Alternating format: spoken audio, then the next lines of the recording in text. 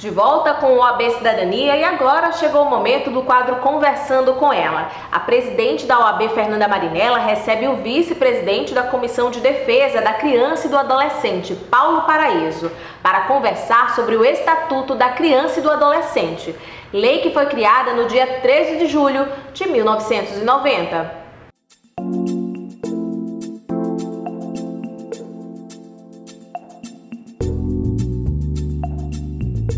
Bom, conversando com ela no nosso OAB Cidadania de hoje, vai falar um pouquinho sobre o Estatuto da Criança e do Adolescente. Estatuto que comemorou no último dia 13 27 anos. Será que é motivo de comemoração? Será que efetivamente os avanços já foram consolidados? É verdade que o Estatuto traz grandes novidades, é uma lei moderna, é uma lei que traz a realização de vários sonhos para a sociedade brasileira. Mas será que todos esses sonhos estão se tornando realidade? A redução da mortalidade infantil, o trabalho da criança, a preocupação com relação à educação, à inclusão social, o trabalho socioeducativo com esse menor. Será que tudo isso está acontecendo? E as redes de relacionamento estão funcionando? E para falar de tudo isso, nós temos hoje o Dr. Paulo Paraíso, que é o vice-presidente da Comissão da Criança e do Adolescente aqui da OAB Alagoas. Mas, Dr. Paulo, para falar um pouquinho do Estatuto da Criança e do Adolescente, que é um tema que o senhor trabalha constantemente e que assume, então, esse papel importante na comissão, que é uma novidade da OAB Alagoas, não é? Eu queria entender um pouquinho como o senhor enxerga hoje o avanço do Estatuto. É motivo de comemoração ou é motivo de desafio e preocupação? Primeiramente, boa tarde, Marinella. É uma honra enorme estar aqui conversando com você. Em relação a dizer que é um avanço hoje o Estatuto da Criança e do Adolescente, eu fico primeiramente feliz porque a gente tem uma lei federal, uma lei brilhante, mas fico triste por outro lado, porque, infelizmente, o grande problema hoje do Estatuto da Criança e do Adolescente é a aplicabilidade. Infelizmente, nós encontramos grandes problemas nessa aplicação do Estatuto. Uma lei tão boa, tão maravilhosa, mas se esbarra realmente na aplicação. Poder público, sociedade como um todo. Então, até a própria rede de atendimento, a gente encontra alguns óbices. Esse é o grande problema hoje do Estatuto. Vamos entender, doutor Paulo. Na verdade, assim como em outras searas no Brasil, nós temos uma lei moderna. Nós temos uma lei que tem realmente eficiência e eficácia se for aplicada, mas não sai do papel em muitos aspectos, não é verdade? Isso Falta capacitação dos operadores, dos atores que atendem diretamente esse adolescente. Falta conhecimento da sociedade sobre os direitos que essa criança tem. Isso. Falta capacitação quanto aos próprios gestores públicos, aos próprios membros da rede de atendimento da criança e do adolescente.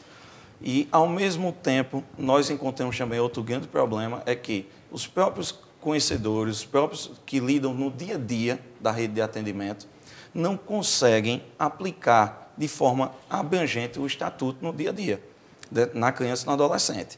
A gente conhece, muitas vezes, conselhos, alguns conselhos que não estão aplicando da maneira correta. Aplicam, dizem, olha, a minha função é essa, mas quando a gente vai olhar, a gente vai estudar, é totalmente diferente a função. A função é muito mais abrangente do que eles imaginam. Na verdade, então, os atores nesse caso, os operadores, os gestores nesse caso, eles não estão cumprindo o papel na sua totalidade. Então, é preciso ampliar esse leque. Isso. Esse é o primeiro cuidado. Isso. Em termos de estrutura, doutor Paulo, a gente tem as unidades, a gente tem toda a rede de atendimento. A estrutura funciona, ela existe. O primeiro trabalho da Comissão de Defesa da Criança e do Adolescente, da OAB Alagoas, quando se deparou, foi uma verdadeira rede de atendimento desunida. Era cada um trabalhando no seu local. Quem compõe essa rede de atendimento, doutor Paulo? Só para que a sociedade compreenda isso. Essa rede de atendimento é formada pelo Poder Judiciário, pelo Ministério Público, pela OAB, pela Defensoria, pelos Conselhos Tutelares, pelas Secretarias de Estado, de municípios, assistência social, a de saúde, educação. Então, toda essa rede, o Ministério do Trabalho, o Ministério Público do Trabalho, o Poder Judiciário do Trabalho. Cada um cuidando do seu pedacinho. Isso. Então, viviam como ilhas. Isso, cada um na sua função ali e aquela rede completamente desunida. Então, quando a comissão se deparou com isso, um dos principais trabalhos, os primeiros, foi montar uma verdadeira rede unida. A união faz a força, já diz. Então, foi isso que a gente, primeiramente, trabalhou. E, graças a Deus, aos poucos, nós começamos a enxergar uma mudança nessa rede. Isso é muito importante, porque cuidar só de um pedacinho não resolve o problema, né? Isso. Se a gente imaginar que os problemas são todos do ambiente, depois da cultura, da formação, da assistência social, da própria punição na infração, quer dizer, tudo isso tem que caminhar de mãos dadas, senão realmente não funciona. E a rede de atendimento unida, a gente consegue uma plena eficácia do Estatuto da Criança e do Adolescente. Então já está melhorando, que Isso, coisa boa. Graças a Deus. Bom, mas no que diz respeito ao trabalho infantil, como você enxerga isso aqui em Alagoas? Nós ainda temos a incidência, há o desrespeito a essa regra, a criança está sendo respeitada nesse aspecto? Olha, Marinela, infelizmente, é triste até falar, mas a gente ainda tem 30 mil crianças. 30 mil? 30 mil crianças hoje no estado de Alagoas em pleno trabalho infantil. Tem tido alguns avanços? Tem, com algumas políticas públicas, mas ainda tem esse número excessivo, que o correto é erradicar. A gente sempre trabalha com a história... deveríamos estar em zero. Estamos com 30 mil. Justamente. Quer dizer, esse número não é positivo. De maneira alguma. Poderia ser 30 mil crianças na escola, 30 mil crianças... Isso, justamente. Era bem Seria melhor. Bem melhor, a gente teria outra sociedade. Com certeza. Certo? Então, mas a gente tem avançado. Hoje tem um fórum estadual de erradicação do trabalho infantil, que é o FETPAT, que é um dos exemplos dessa união da rede, onde está todos os membros da rede de atendimento unidos. Existem reuniões mensais nesse fórum, e desse fórum saem várias ações, inclusive ações até nas ruas, nos interiores, em feiras livres, para tentar educar a sociedade. Porque a questão é de conscientização, né, do Paulo? Na verdade, muitas famílias sequer têm a consciência de que aquela criança não pode trabalhar. E muitos empresários, muitos profissionais não conhecem a proibição. E a criança muito menos, não é? Então é pior ainda. Então o primeiro trabalho, eu acho que é de conscientização da sociedade, do papel que a criança tem e do direito que ela tem que exercitar dentro dessa sociedade, né? Acho que é fundamental. No que diz respeito à educação, a gente tem muitas crianças fora da escola, a evasão escolar ainda é muito grande. O Estatuto trouxe algum avanço nesse sentido? Olha, Marinela, em relação à educação, o Estatuto trouxe, realmente, mas infelizmente a gente ainda encontra uma grande evasão escolar. A gente encontra grandes quantidades de alunos fora da sala de aula, muitas vezes até mesmo por falta, eles alegam por falta de estruturas das escolas, falta de professores. Então, ainda existe isso. E, infelizmente, é um dos pontos que o Estatuto da Criança e Adolescente não é aplicado corretamente. Na parte de educação. A socioeducativa. Porque, na verdade, a escola não é só uma questão de educação, de ensino formal, né? É uma questão de socialização, de integração, até uma questão de cidadania, né? Na verdade, inicia ali o exercício da sua cidadania quando você tem a consciência dos direitos que tem, a aquisição do conhecimento, quer dizer, isso é um exercício de cidadania, sem dúvida alguma, né? E ele acaba não tendo esse direito, não exercitando essa garantia, porque, infelizmente, a escola não funciona bem. Na verdade, a rede precisa atuar também nesse sentido, né? Porque é um mecanismo de defesa, é um mecanismo de proteção. Então, Paulo, para os indígenas, como está a educação, a escolaridade para as crianças indígenas? Como o senhor enxerga isso? Ainda é um desafio, não é? Infelizmente, é a pura verdade. Não temos ainda uma escola realmente que preencha, de acordo com o Estatuto da Criança e do Adolescente, as crianças indígenas. Se a gente tem no estado, no município, escolas ainda sem estruturas, imagine nas tribos indígenas. Infelizmente, é um desafio enorme para a rede. A rede, aos poucos, a gente começa todos trabalharem juntos nessa pasta de educação, que é para mudar esses índices, até porque, infelizmente, existe agora, na nossa atualidade, aquele pensamento de alguns pais transferir a educação do seio familiar para as escolas. Na verdade, a educação, a formação pessoal, né, do indivíduo. Na verdade, o que o Paulo coloca não é educação formal, porque essa deve estar na escola realmente, mas é aquela formação do indivíduo, do caráter do indivíduo, da responsabilidade. É como se muitos pais pegassem a criança, entregassem à escola e dissessem, o problema é seu, né? Então, daí você cuida. Então, isso gera muita dificuldade para a própria estrutura da educação no Brasil e a responsabilidade da família, né, que acaba sendo prejudicada também nessa atuação e, com certeza, traz sequelas para a criança, né? Isso é o abandono, né? O o abandono ainda é uma realidade muito triste no nosso país. Muitas crianças são abandonadas por falta de carinho, falta de atenção, falta de orientação até, né, na formação do caráter. Agora, nesse contexto da questão da educação indígena, a gente já tem um pouco de avanço nisso, a questão dos monitores, dos professores nessa área, mas ainda está prejudicado em quantidade, no número suficiente que isso precisa, não é? Então, acho que ainda há um prejuízo quanto a isso. Justamente. No que diz respeito à mortalidade, como que o senhor está enxergando essa realidade dos números, principalmente para as crianças negras? Como é essa realidade aqui em Alagoas?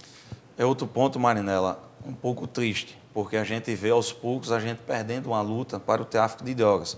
A gente tem uma mocidade, a adolescência, termina muitas vezes indo para o tráfico de drogas e aí a gente sabe que um caminho sem volta. Então, muitas vezes a gente encontra altos índices de mortalidade na adolescência.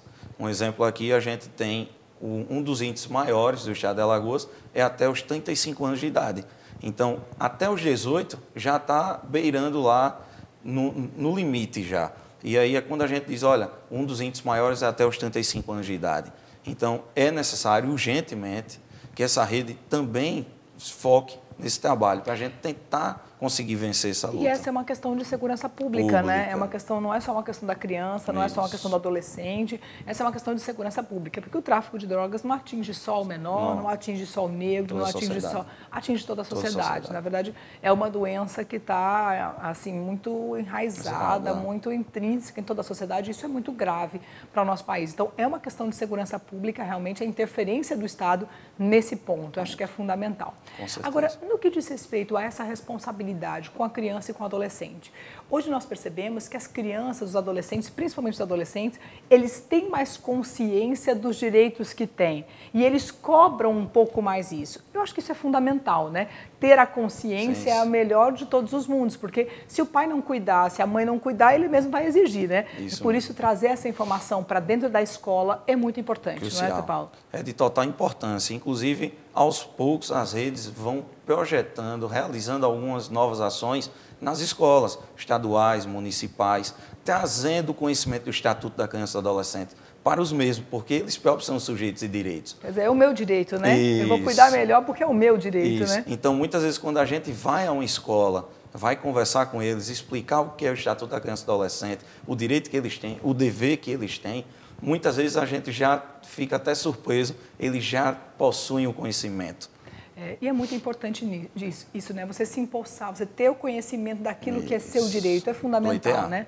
Com certeza, você vai exigir, vai cobrar, vai fiscalizar, vai funcionar muito melhor. E o Estatuto realmente tenderá a ser aplicado, né, nessa atuação. Corretamente. Acho que a conscientização é fundamental. Então, Paulo, eu gostaria de agradecer a sua participação nesse nosso programa, nosso OAB Cidadania de hoje, é uma grande oportunidade. Muito obrigada pela sua presença e nós esperamos que essa comemoração dos 27 anos traga com grandes avanços, com grandes evoluções e, efetivamente, o Estatuto sendo aplicado na sua plenitude. Obrigada. Ok, obrigado. Nós que agradecemos, estamos à disposição. Obrigado.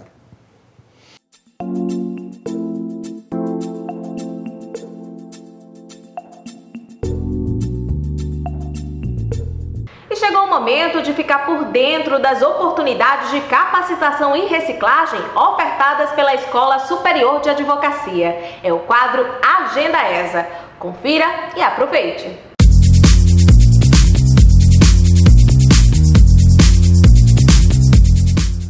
No dia 15 de julho tem curso em Palmeira dos Índios, abordando o tema O Direito do Trabalho na Atualidade. A oportunidade foi idealizada pela subseção em conjunto com a Comissão de Educação Jurídica. A advogada, professora e doutoranda pela PUC do Rio Grande do Sul, Helenice de Moraes, palestra o tema A Prática da Advocacia Trabalhista após a Reforma, aspectos materiais e processuais. E a advogada, professora e mestranda pela Universidade de Coimbra, em Portugal, Emanuele Pimentel, trabalha o tema Garantia contra dispensa arbitrária como condição de eficácia da prescrição quinquenal. O curso ocorre no auditório da subseção de Palmeira dos Índios a partir das 9 horas. A entrada é gratuita. Como advogar em direito previdenciário é o tema de um curso que será ministrado pela professora Juliana Ribeiro, na sede da OAB Alagoas, nos dias 22 e 23 de agosto. As inscrições já estão abertas. Faça já sua reserva enviando seu nome completo para o e-mail da Escola Superior de Advocacia. Mais informações podem ser obtidas através dos telefones da AESA.